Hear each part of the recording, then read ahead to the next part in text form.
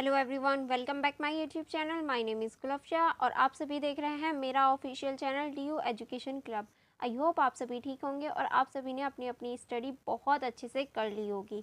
और आज की जो हमारी वीडियो होने वाली है वो सेमेस्टर 4 के स्टूडेंट्स के लिए होने वाली है। और जो सेमेस्टर 4 के स्टूडेंट हैं जिनके पास हिंदी ए है उनका जो क्वेश्चन पेपर है आज हम वो क्वेश्चन पेपर डिस्कस करने वाले हैं। और ये जो हमारा क्वेश्चन पेपर है इसका नाम है हिंदी गद्य उद्भव और विकास ए, यानी ये जो हमारी बुक है हिंदी ए की, उसका आज हम क्वेश्चन पेपर डिस्कस करने वाले हैं। मैं पहले ही आपको बता देती हूँ ये जो क्वेश्चन पेपर है इसको हम ऑलरेडी एक बार डिस्कस कर चुके हैं विद आंसर्स।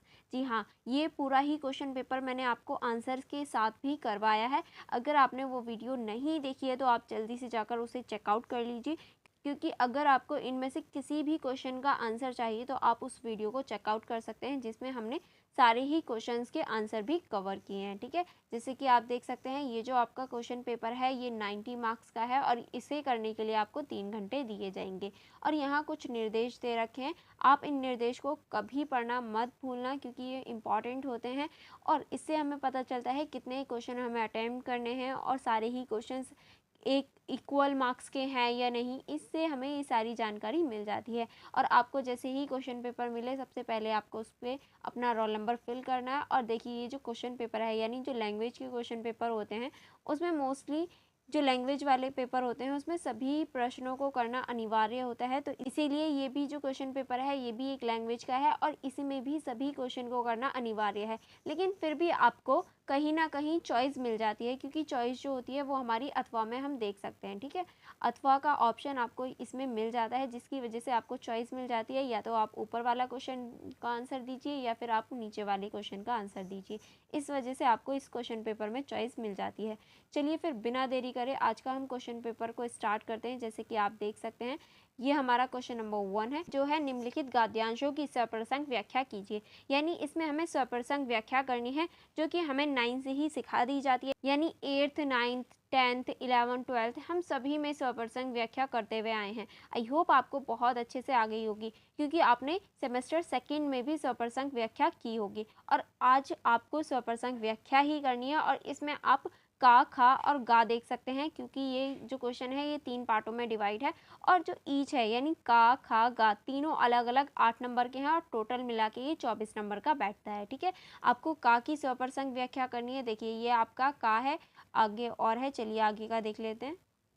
आगे जैसे कि आप देख सकते हैं यहाँ ये का ही है, अभी तक यहाँ तक ये का है। ठीक है, यहाँ तक ये का है। अगर आपको इसकी सप्रसंग व्याख्या आती है अच्छे से तो आप इसको अटेम्प्ट कर सकते हैं, वरना आपको अथवा में एक और क्वेश्चन दे रखा है, आप अथवा वाले की भी सप्रसंग व्याख्या कर सकते हैं। जैसे कि आप देख सकते हैं ये हमारा अथवा का क्वेश्चन हो जाता है, इसके लिए आप इसकी सप्रसंग व्याख्या कर सकते हैं। ठीक है, चलिए आगे बढ़ते हैं।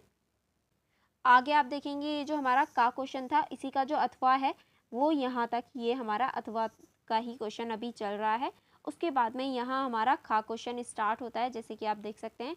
अब हमारा ये खा क्वेश्चन स्टार्ट होता है, इसको आप देख लेते हैं, क्योंकि देखिए इसकी भी आपको सप्रसंग व्याख्या करनी है, इसकी अलग करनी है और इसके भी अथवा में आपको एक और क्वेश्चन में मिलेगा देखने को।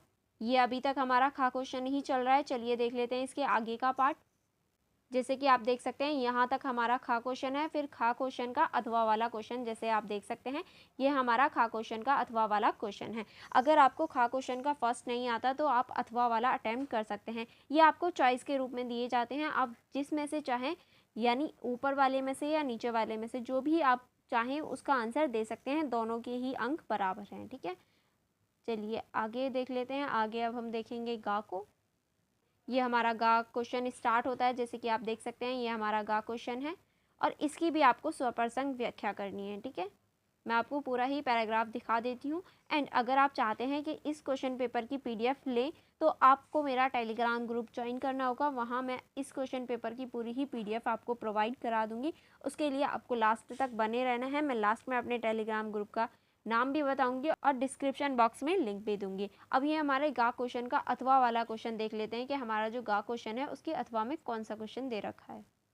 अब यहाँ हमारा गा क्वेश्चन का अथवा वाला स्टार्ट होता है। अगर आपको फर्स्ट नहीं आता तो आप अथवा वाले को अटेम्प्ट कर सकते हैं। ठीक है, और यहाँ तक ये हमारा अथवा का क्वेश्चन था। आई होप आपको सारे ही पता चल गया होगा कि किस तरह से आपके पेपर में पूछे जाएंगे। ठीक है, अब हमारा सेकंड क्वेश्चन स्टार्ट होता है। जो हमारा सेकंड क्वेश्चन है वो है निबंध विधा का स्वरूप स्पष्ट करते हुए हिंदी निबंध के विकास क्रम को स्पष्ट कीजिए। यानी आपको निबंध विधा का स्वरूप स्पष्ट करना है कि निबंध विधा जो है उसका स्वरूप कैसा है, और हिंदी निबंध का विकास क्रम आपको स्पष्ट करना है कि हिंदी निबंध ने किस तरह से विकास किया, किस तरह से वो धीरे धीरे स्वरूप में आया, इस चीज़ को आपको बताना है। और अगर आप इसका टोटल पूरी अच्छी तरीके से आंसर देखना चाहते हैं तो हमारी जो पूरी एक्सप्लेनेशन वाली क्वेश्चन पेपर एक्सप्लेनेशन वाली वीडियो है आप उसको चेकआउट कर सकते हैं। ठीक है, इसके जो अथवा में क्वेश्चन है उसको देख लेते हैं। देखिए, जो आपके अथवा में पूछा गया है वो है व्यंग विधा का परिचय देते हुए हिंदी साहित्य में व्यंग के विकास पर प्रकाश डालिए। यानी इसमें आपको व्यंग विधा का परिचय देते हुए जो हिंदी साहित्य में व्यंग के विकास है उसके ऊपर प्रकाश डालना है। पहले आपको व्यंग विधा का परिचय देना है कि व्यंग विधा होती क्या है और ये किस तरह से प्रयुक्त की जाने लगी, और हिंदी साहित्य में जो व्यंग विधा है इसका जो विकास हुआ वो किस तरह से धीरे धीरे हुआ, ये सारी चीज़ें आपको डिटेल में बतानी है। और ये जो क्वेश्चन है ये आपका 15 नंबर का है। ठीक है, चलिए आगे बढ़ते हैं।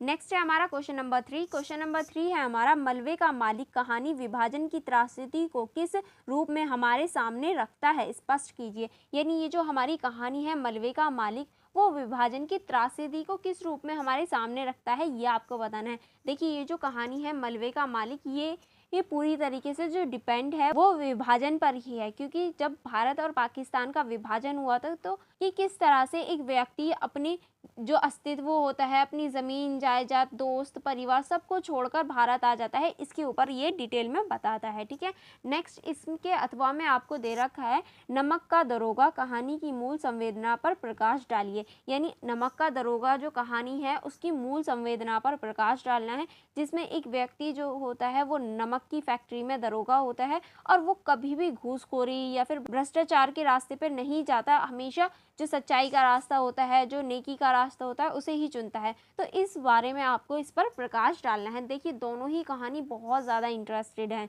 यानी मलबे का मालिक और नमक का दरोगा दोनों ही कहानी जो है वो बहुत अच्छी तरीके से बहुत सुंदर तरीके से बताई गई हैं। तो आपको अगर टाइम मिले तो ज़रूर पढ़ना, क्योंकि दोनों ही हमें कुछ ना कुछ सिखाने का कार्य करती हैं। ठीक है, चलिए आगे बढ़ते हैं।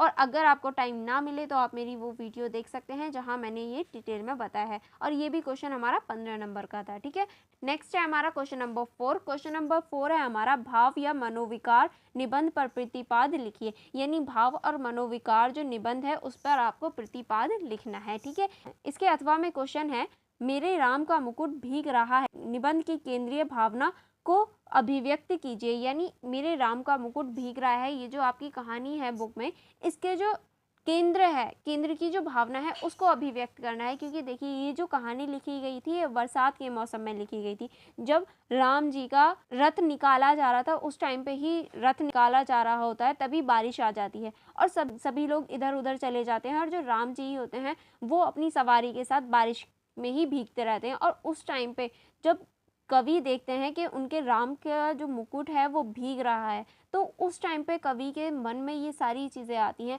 और जब ये कविता लिखी जाती है कि किस तरह से एक व्यक्ति जो है वो इतना स्वार्थी हो गया है, राम जी को भी नहीं बारिश से बचा रहा है और राम जी का जो मुकुट है वो भीगता हुआ दिखाई दे रहा है। तो ये सारी चीज़ें आपको कहानी में देखने को मिलेंगी। ठीक है, और ये क्वेश्चन भी हमारा 15 नंबर का है, तो इसे अच्छे से अटेम्प्ट करना। ओके, चलिए आगे बढ़ते हैं।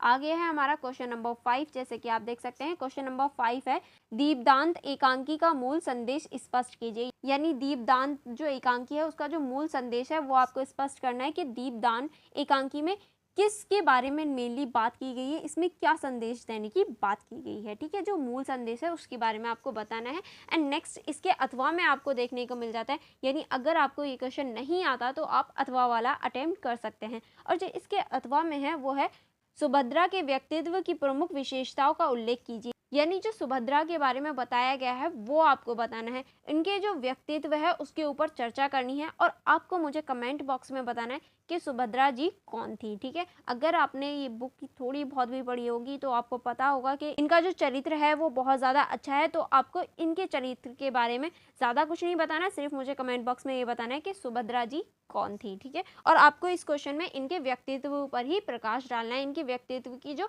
विशेषता है वो बतानी है, कि जो इनकी विशेषता है उनके ऊपर आपको प्रकाश डालना है, और ये भी हमारा 15 नंबर का है, ठीक है। चलिए फिर आगे चलते हैं।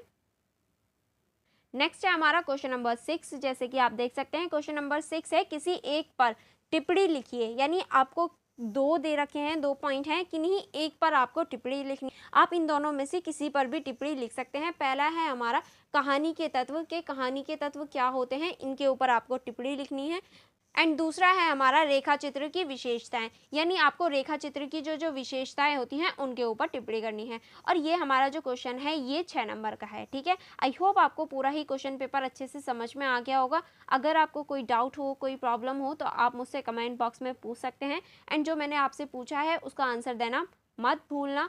एंड वन मोर थिंग, अगर आपने अभी तक भी मेरी उन दोनों वीडियोस को चेकआउट नहीं किया है तो आप जल्दी से चेकआउट कर सकते हैं, क्योंकि उन दोनों वीडियोस में मैंने आपको पूरा ही क्वेश्चन पेपर करवाया है, तो आप उनको देखना मत भूलना। इन सभी के क्वेश्चंस के आंसर आपको मिल जाएंगे, ठीक है। एंड अगर आप इस क्वेश्चन पेपर की पीडीएफ चाहते हैं तो आप मेरे टेलीग्राम ग्रुप के साथ जुड़ सकते हैं, मैं वहाँ आपको दे दूंगी अगर आप मांगेंगे। फॉर मोर कनेक्टिविटी आप मेरे इंस्टाग्राम आईडी से भी जुड़ सकते हैं, ओके। वहाँ पर भी मैं आपको इन्फॉर्मेशन देती हूँ और जो हमारी अपकमिंग वीडियोस होती हैं उनसे रिलेटेड इन्फॉर्मेशन भी देती हूँ। चलिए आप वीडियो को लाइक कर दीजिए एंड मेरे चैनल को सब्सक्राइब कर लीजिए। चलिए फिर मिलते हैं नेक्स्ट वीडियो में। Thank you for watching everyone.